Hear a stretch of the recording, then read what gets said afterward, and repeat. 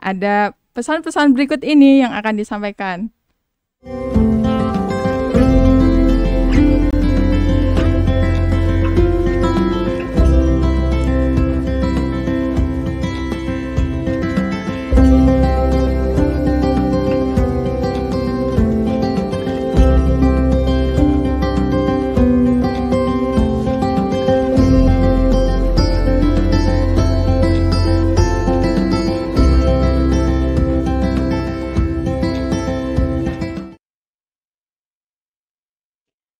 Alhamdulillah. Jadi itu tadi tentang Ma'had kita tercinta, Ma'had Abdurrahman bin Auf Malang.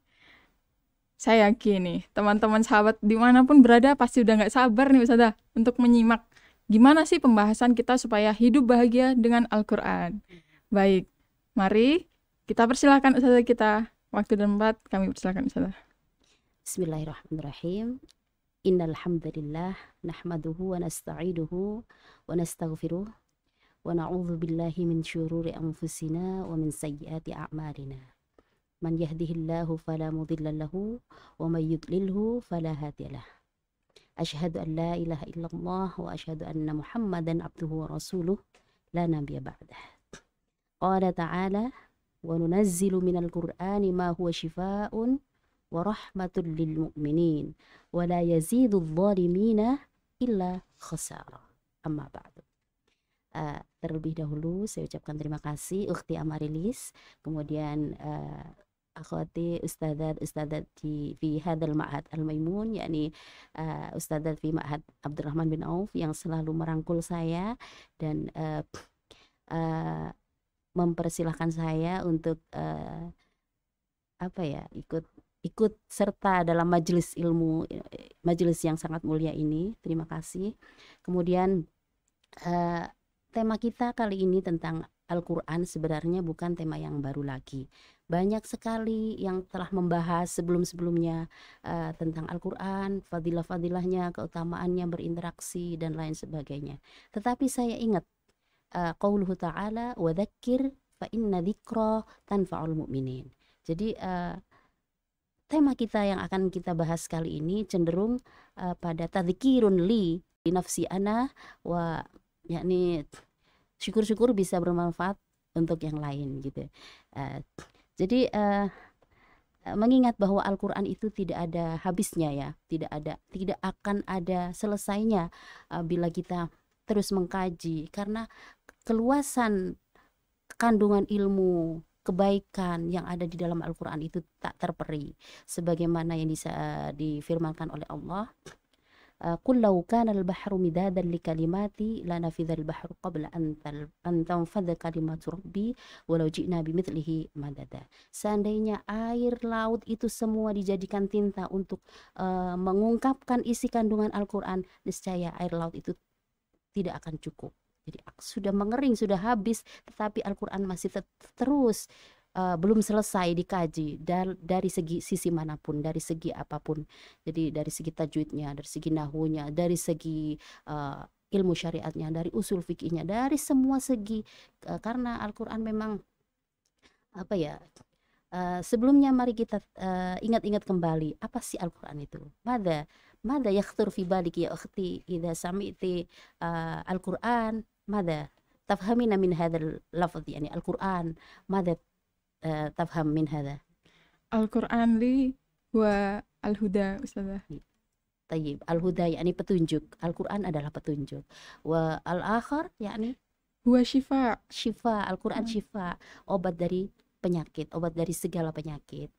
Kemudian Furqan, yakni pembeda, yakni mada, yakni al-furqan, pembeda di mana di sana berisi tentang penyempurnaan dari ya, kitab-kitab sebelumnya, membedakan antara yang hak dan yang batil gitu, al-furqan. Jadi di sini saya mengutip yang disampaikan oleh Syekh Ali As-Sabuni tentang definisi Al-Quran, huwa kalamullah al-munazzal. Kalamullah yakni laisa kalamun nas, yakni kalamullahu lafzan wa ma'nan minallahi ta'ala.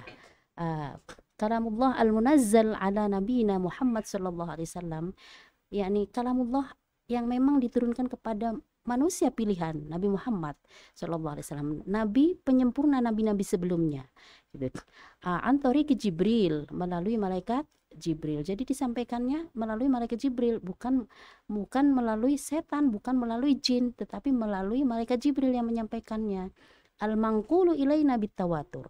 Al-manqul ilaina bitawatur, yakni sampai kepada kita itu dengan tawatur. Rasulullah ketika mendapatkan wahyu dari Allah berkenaan dengan sesuatu yang dialami, kesulitan atau apapun, kemudian diberi wahyu oleh Allah sebagai jalan keluarnya, sebagai solusinya. Kemudian Rasulullah menyampaikan kepada para sahabat, sahabat menyampaikan kepada para tabiin, tabiin kepada tabiin, tabiin kepada salaf, ulama salafus soleh, sehingga sampailah kepada kita lafdzan wa ma'nan. Ya seperti itu yang Rasulullah terima gitu.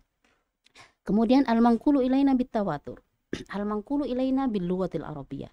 Ini jelas karena Al-Qur'an turun di negeri Arab ya, maka turun dengan bahasa di mana Al-Quran diturunkan, yaitu bahasa Arab. Karena bahasa Arab merupakan bahasa yang nilai sastranya tinggi ya. Jadi keistimewaan disitulah Allah menurunkan Al-Quran. Mungkin ada hikmah-hikmah yang lain, mungkin karena di situ bangsa Arab terletak di tengah-tengah sehingga gampang menyebarkan agama Islam ke segala penjuru gitu ya, mungkin dari segi geografisnya. Kemudian al-manqulu ilaina bil lughatil arabiyyah. Oleh karena itu kita belajar bahasa Arab itu untuk belajar untuk memahami Al-Quran, belajar bahasa Al-Quran, belajar bahasa surga gitu ya. Kemudian al-manqulu ilaina bil lughatil arabiyyah al-mabdu'u bi surati al-Fatihah. Dimulai dengan Al-Fatihah. Al-makhtumu bi surati An-Nas. Yang terakhir ini nggak kalah pentingnya al-muta'abbadu bitilawatihi. Ma huwa al-maqsud mi al-muta'abbadu bitilawatihi ukhti? Kita beribadah dengan cara membacanya Al-Quran. Jadi membaca Al-Quran merupakan ibadah. Membacanya saja sudah merupakan ibadah. Di mana disebutkan dalam satu riwayat bahwa satu huruf Al-Quran itu pahalanya 10. Bagaimana bila kita bisa 1 juz 1 hari atau bahkan bisa menghatamkan 1 hari gitu ya. Tinggal dikalikan saja. 1 juz itu ada berapa ayat?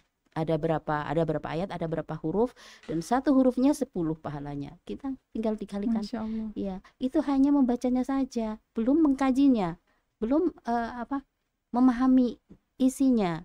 Kemudian tentunya nggak sama ya pahala, bobot pahala bila kita hanya sekedar membaca dengan membaca bila memahami maknanya dan maksudnya, tentunya nggak sama. Hal yastawul ladzina ya'lamuna wal ladzina la ya'lamun.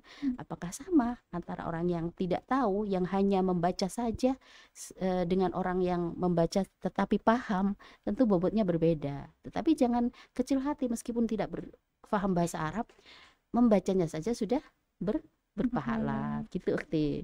Kemudian itu definisi dari Al-Quran. Kemudian selain itu Al-Quran merupakan sumber kemuliaan. Disebutkan bahwa bila kita menjadikan Al-Quran sebagai pedoman hidup, insya Allah di situ akan kita dapatkan kemuliaan. Sebaliknya, yang tidak menjadikan Al-Quran sebagai pedoman hidup, maka akan mengalami kesempitan. Karena janji Allah, yang membaca Al-Quran, yang berinteraksi dengan Al-Quran, menjadikan Al-Quran sebagai pedoman hidup, hidupnya akan terjamin dunia dan akhirat. Dan sebaliknya, bila tidak menjadikan Al-Quran sebagai pedoman hidup, maka hidupnya akan sempit. Waman a'radu an dzikri fa inna lahu ma'isyatan dongka wa nahsyuruhu yaumal qiyamati a'ma gitu. Jadi barang siapa yang berpaling dari mengingatku, niscaya dia akan mendapatkan kesempitan, dan saya akan aku kumpulkan di hari mahsyar dalam keadaan buta. Ukti. Jadi na'udzubillahi min dzalik. Bukan hanya matanya tetapi buta mata hatinya, tidak mau mengingat Allah, tidak mau mendekatkan diri kepada Allah dengan membaca ayat-ayatnya, dengan membaca ayat-ayat Al-Quran, kalamullah gitu. Jadi nikmat yang sangat besar bagi kita umat Islam yang diberi taufik oleh Allah, diberi pertolongan sehingga kita bisa istiqomah, sehingga kita bisa cinta Al-Quran. Jadi dalam keseharian itu adalah waktu untuk membaca Al-Quran. Sesibuk apapun ya Ukti ya, Ya namanya ibu rumah tangga mungkin punya anak bayi, punya mesti sibuk. Tetapi kalau ada cinta dalam Al-Quran, tentunya selalu ada waktu untuk Al-Quran. Minimal 1 juz atau paling enggak ayat kursi ya Ukti ya. Ya. Apa itu Ustazah? Fadilah di balik ayat kursi. Ya, ya banyak riwayat yang mengatakan bahwa man qara'a ayatal kursi dubura salatil fardi, salatil maktubah, la yamna'uhu min dukhulil jannah illal maut. Jadi ada satu riwayat mengatakan bahwa barang siapa membaca ayat kursi selepas sholat fardu, niscaya dia tidak ada sesuatu yang menghalangi dia untuk masuk surga kecuali kematian. Nah, jadi karena memang ayat kursi itu untuk menjaga kita dari gangguan apa sih? Gangguan syaitan, jin dan lain sebagainya. Ya, ayat kursi ini ada dalam surat Al-Baqarah. Surat Al-Baqarah itu surat yang terpanjang dalam Al-Quran. Ada berapa surat Ukti? 30 juz itu ada berapa surat? 114 surat, dan yang terpanjang adalah surat Al-Baqarah. Nah, fadilah surat Al-Baqarah ini banyak sekali juga ya. Diriwayatkan bahwa sebuah rumah yang dibacakan surat Al-Baqarah, niscaya di situ akan tercukupi kebutuhannya, terhindar dari gangguan setan, jin, atau terhindar dari mara bahaya gitu. Jadi kita percaya bahwa memang Al-Quran itu menjamin kebahagiaan kita gitu. Jadi rugi sekali kalau kita sudah bisa membaca Al-Quran, sudah bisa lancar membaca, tetapi tidak meminta perlindungan kepada Allah dengan banyak membaca Al-Quran gitu loh. Sangat rugi sekali gitu. Jadi peringatan buat kita semua ya, sahabat Ma'had dimanapun berada. Jadi kita perlu perhatian, perlu curiga nih ketika kita mulai ada jarak dengan Al-Quran, yang biasanya bisa berlama-lama duduk berjam-jam bersama Al-Quran, kok tiba-tiba waktu kita bersama Al-Quran semakin sedikit ya Ustazah. Jangan-jangan ada dosa yang menghalangi kita sehingga Al-Quran enggan menyapa kita. Jadi kita harus memperhatikan interaksi kita, hubungan kita dengan Al-Quran, teman-teman. Ya, senantiasa kita memohon kepada Allah, karena tanpa pertolongan Allah apalah kita ya. Jadi mohon selalu kepada Allah taufik. Jadi taufik itu adalah pertolongan. Ya Allah, berikan saya cinta pada Al-Quran. Bagaimana caranya mencintai Al-Quran? Yang pertama dengan membacanya. Meskipun tidak paham, membaca. Setelah membacanya, kalau kita ada kemampuan memahami bahasa Arab, kita mengkajinya, mensyiarkannya. Misalnya di TPA kita buat acara seindah mungkin agar anak-anak kecil-kecil itu mencintai Al-Quran gitu, mengadakan lomba-lomba tahfidz, memberikan hadiah yang menyenangkan untuk mereka. Itu kan dalam rangka syiar mencintai Al-Quran. Jadi tidak ada yang sia-sia untuk usaha kita dalam mencintai Al-Quran gitu. Itu salah satu cara interaksi dengan Al-Quran. Setelah kita mengkaji, kemudian kita memahami isinya, isi kandungannya. Ya tentunya memahami isi kandungan itu tak lepas dari belajar tafsir ya. Belajar tafsir, kemudian nahwu shorof, juga usul fikih dan lain sebagainya. Dan saya rasa tepat sekali bila sahabat-sahabat sekalian belajar bahasa Arab di Ma'had Abdurrahman bin Auf ini, karena di sini kan diajari bahasa Arab, diajari semua ya studi Islam ya, termasuk usul fikih, tafsir, tak kalah pentingnya ya. Jadi tepat sekali kalau kita di Ma'had Abdurrahman bin Auf ini. Kemudian selain itu, apa saja sih yang akan kita dapatkan bila kita berpedoman pada Al-Quran?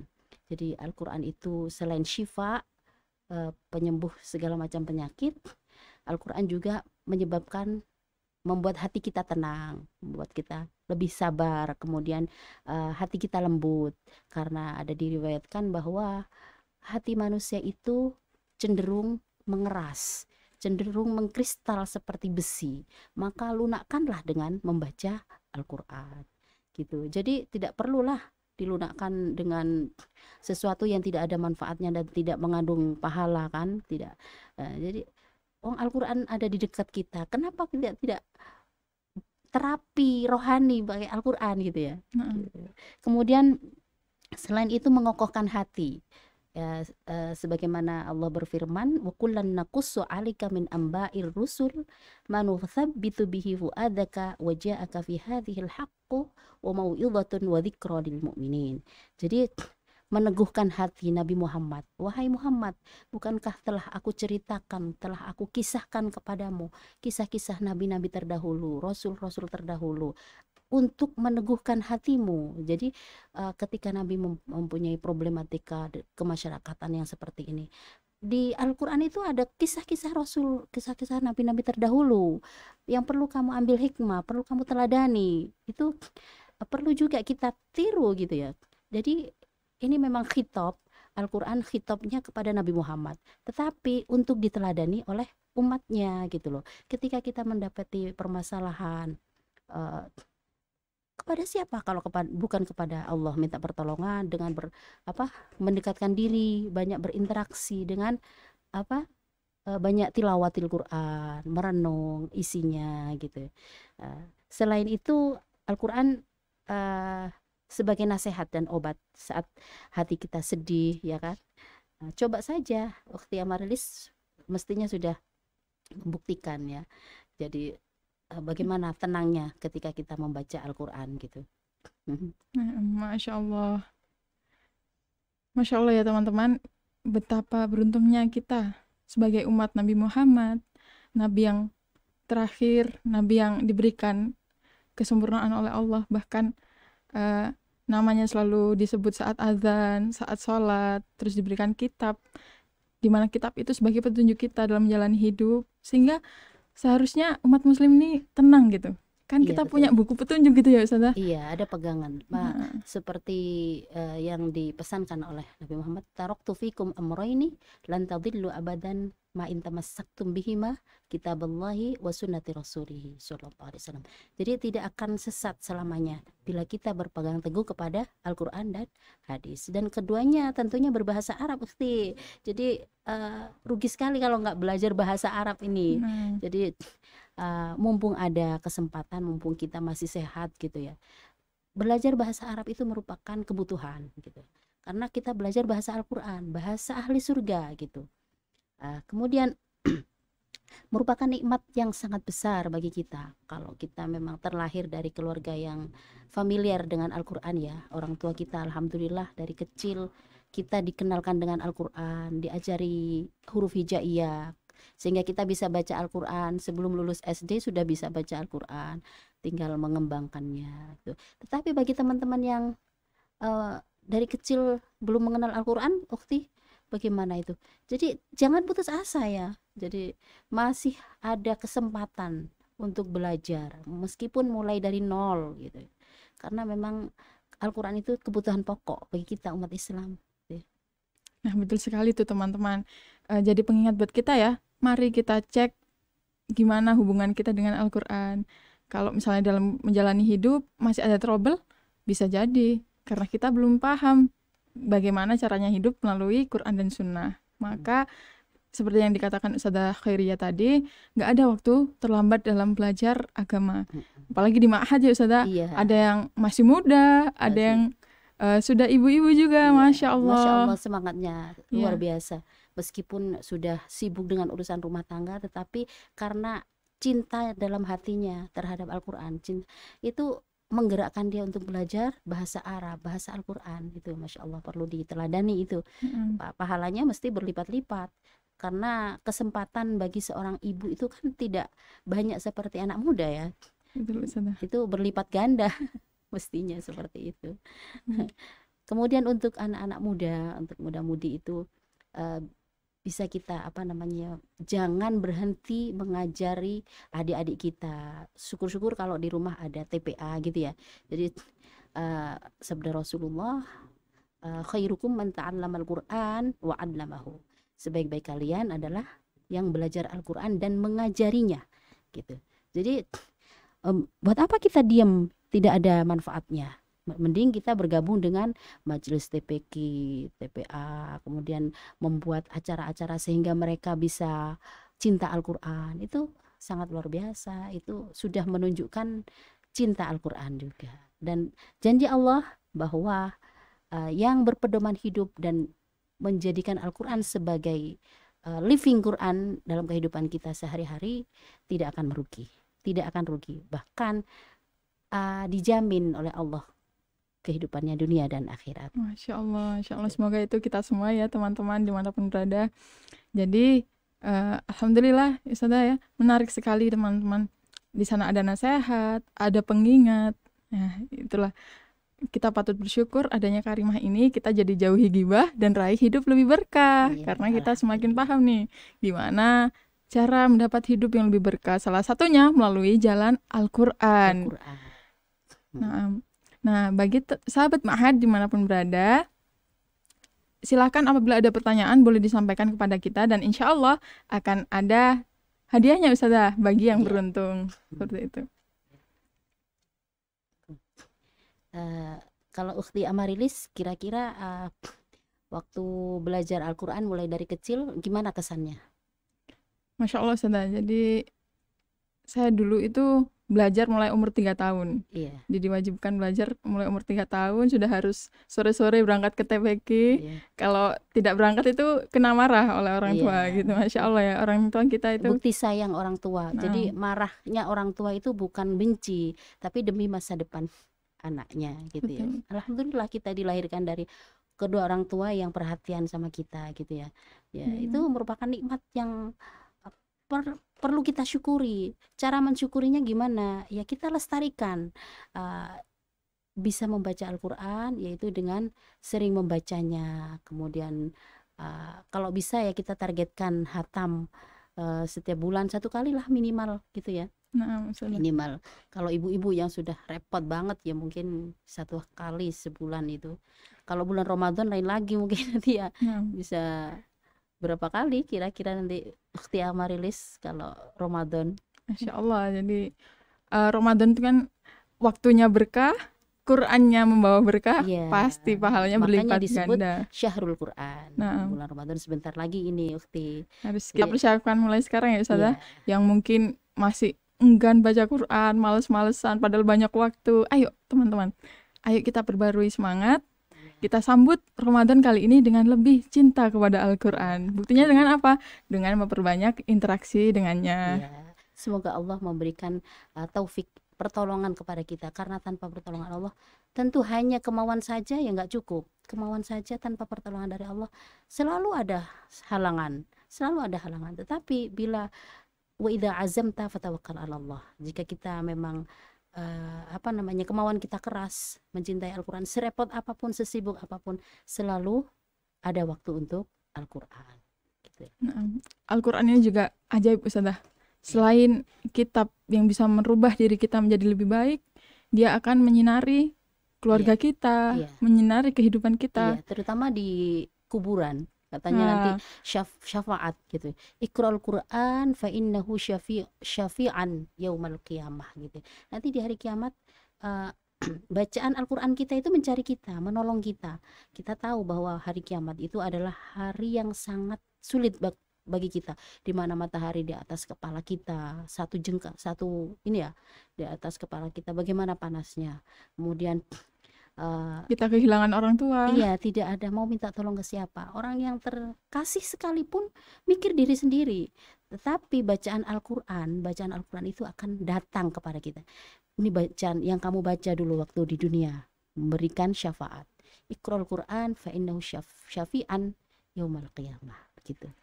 Masya Allah, Al-Quran ini ajaib juga bagi hidup saya pribadi Ustazah. Jadi alhamdulillah saat saya menginjak usia 18 tahun itu saya mulai terpikir gitu. Kan saya basicnya negeri sekolahnya. Terus alhamdulillah sampai di titik itu, pada saat itu saya mengikuti kajian Ramadan. Terus ustadznya menyampaikan kewajiban kita terhadap Quran. Terus saya mulai terpikir gitu. Umur 18 tahun belum tahu isi Quran, perintahnya apa, larangannya apa. Makanya perlunya belajar bahasa Arab itu, karena Al-Quran turun di negeri Arab dan berbahasa Arab. Itulah jadi belajar bahasa Arabnya saja merupakan pahala karena bahasa Al-Quran gitu loh. Apalagi membaca Al-Quran. satu hurufnya 10 pahalanya gitu ya.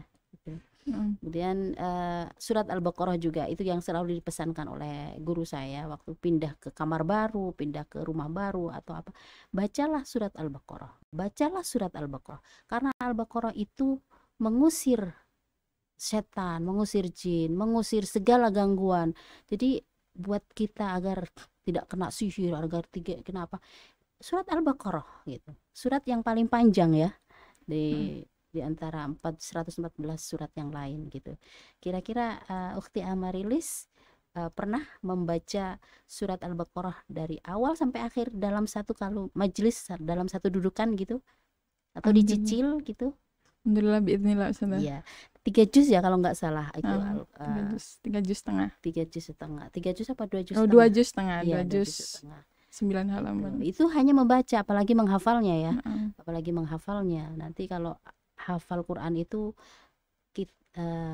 seorang anak yang hafal Al-Quran akan memberikan mahkota kepada orang tuanya, meletakkan mahkota.